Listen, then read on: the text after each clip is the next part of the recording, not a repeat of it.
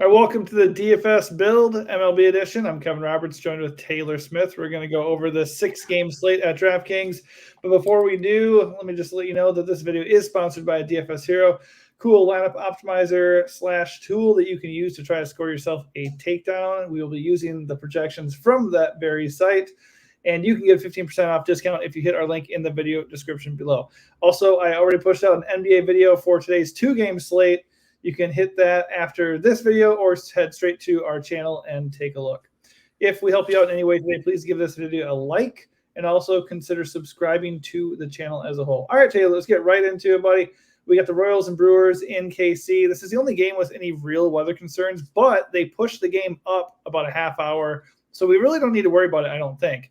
When we did have to worry about it, the only real concern was whether it would finish, which I guess would take a little bit of value away from the bats. And but it really wasn't going to impact us that much, and there was still a chance of it going in. So I just don't think this is something to worry about.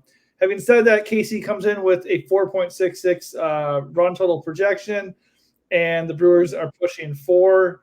Cole Reagans is towing the rubber for the Royals, and Bryce Wilson is on the other side for the Brewers.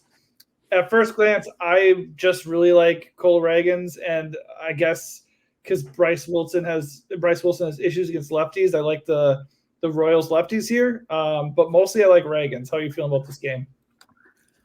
Yeah, it's really just Reagans and then a bunch of nothing after that. KC looks decent, like you said. Like Massey's cheap, Isbell. It's a pretty good lineup, all things considered. So I can see looking their way, decent matchup for them, pretty high total. Not like the number one team I would target today, but they look good.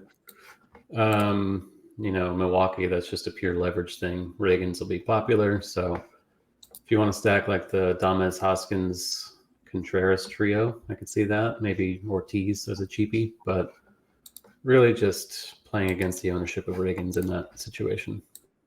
Right. And obviously in baseball, or in any case, and also a 6-game slate, you definitely can look for that quick, easy leverage. And Reagans is going to be 30% owned or more. So, yeah, Brewer stacks are in play. I mean, it's worth noting Contreras, Reese, Sanchez, Willie, all those guys have pretty strong ISOs going up against lefties.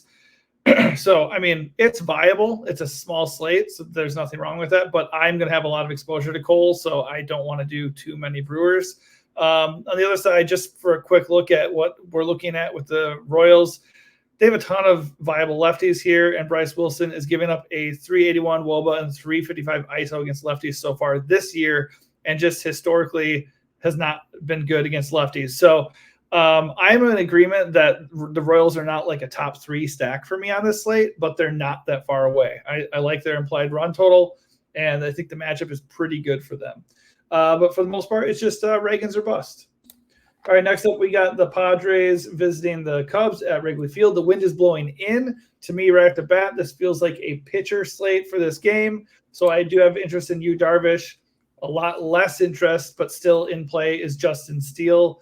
I mean, you could probably get to these offenses just because nobody's going to be on them with the wind blowing in. But it's mostly like you for me, and I'm not super interested in the offenses and not super into Steele either.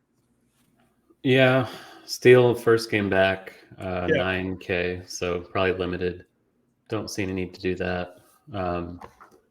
You looks fine. He's going to be somewhat popular. Not the greatest source of Ks anymore for him, so I don't know. It's not my favorite thing. This game in general is kind of a stay away. I don't think the offenses look good. I don't think the pitching looks good. You can target a stack of each of them just because I don't think anyone's playing them, but I'm probably among those people not playing them. Yeah, I'm in agreement. And when I say you is a good play, he's not really I'm looking at mostly 2 guys for the most part, but he's probably my 3rd guy in. So he's not my top guys. If I'm creating one lineup, I don't know if he's going to make it in for me, but he's very, very close. Yeah, all right, so moving along. More interesting game is Mariners against the Twins in Minnesota. We have Luis Castillo and taking on, is it Simeon? Is that his first name? I assume. Simeon Woods Richardson, he's kind of just survived so far. He had issues in the minors, but he's kind of kept it together. This could be the spot where he implodes. I think his K numbers have looked pretty good. Let's see. Against the right side of the plate, anyways. But yeah, so the Mariners are popping all over the system, and that makes sense. I mean, he is a guy that can definitely be had. I actually have a lot of interest in the Twins tonight. Obviously, Luis Castillo is like mega chalk, so that's one huge reason. The other reason, though, is he has issues against lefties. 269 ISO, 411 WOBA against lefties so far on the year, and we know the Twins have lefty power. Now, granted, they're pushing 25% K rate against righties, and Castillo is pretty good, but he's pushing 10K, 42% ownership at DFS Hero.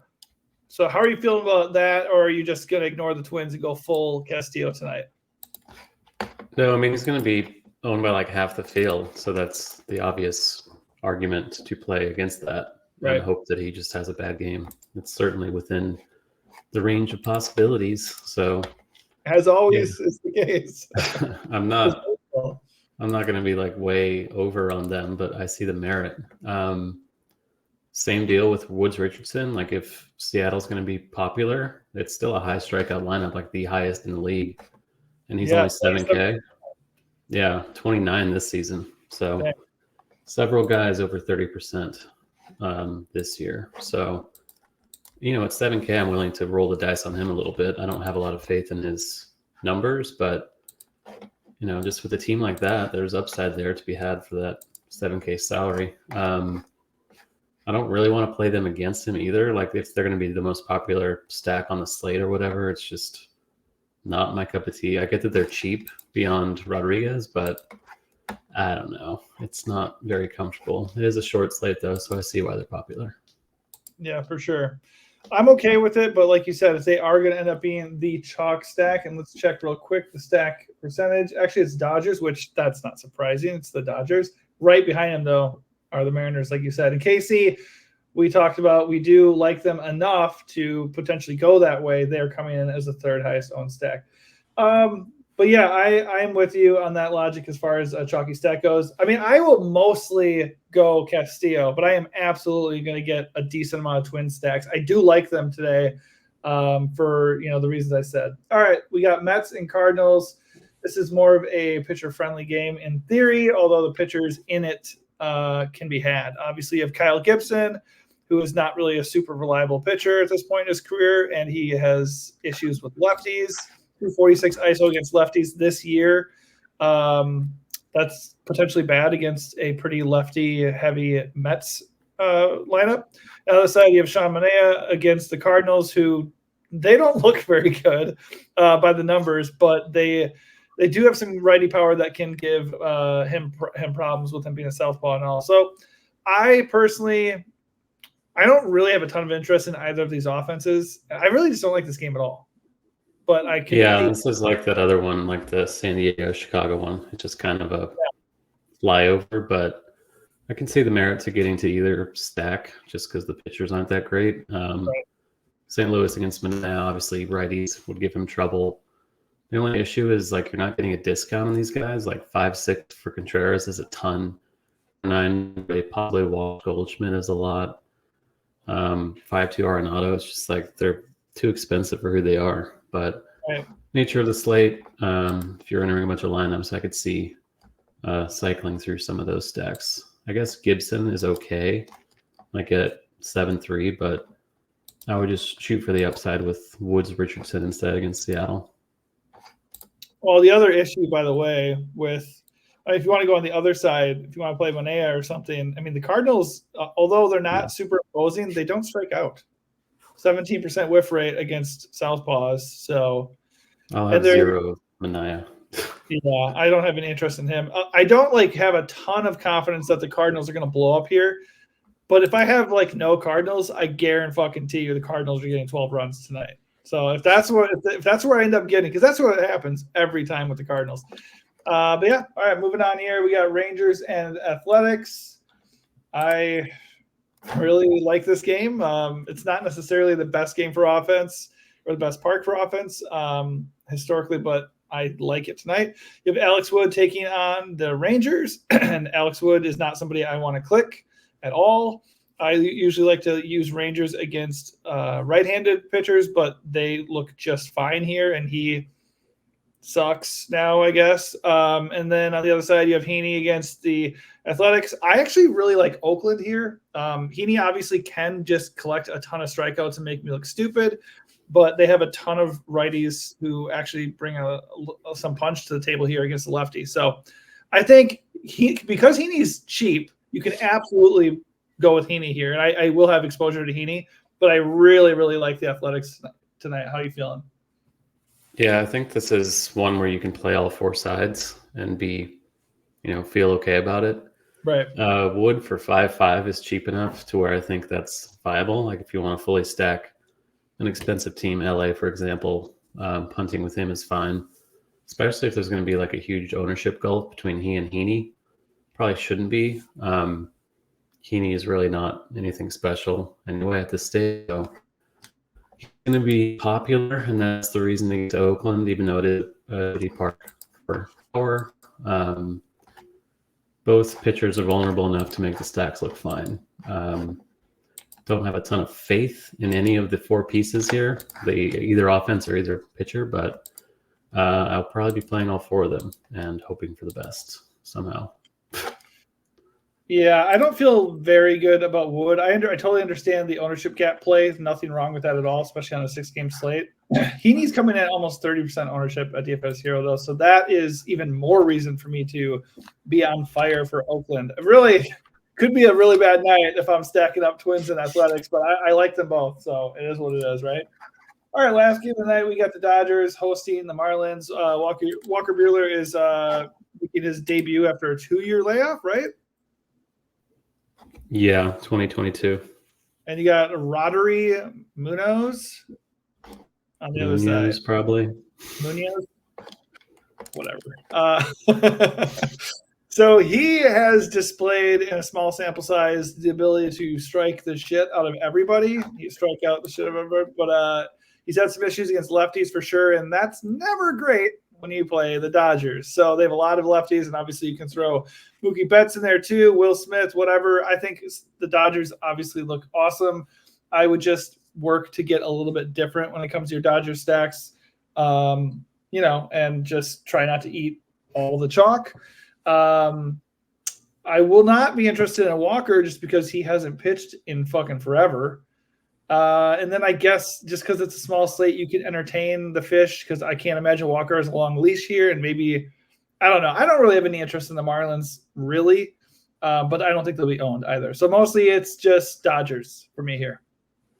Yeah, don't really want to get to them, but if Buehler's going to be somewhat popular, I could see maybe a mini, like a 3-man of them, the Marlins, but that's nasty. It's not a lineup.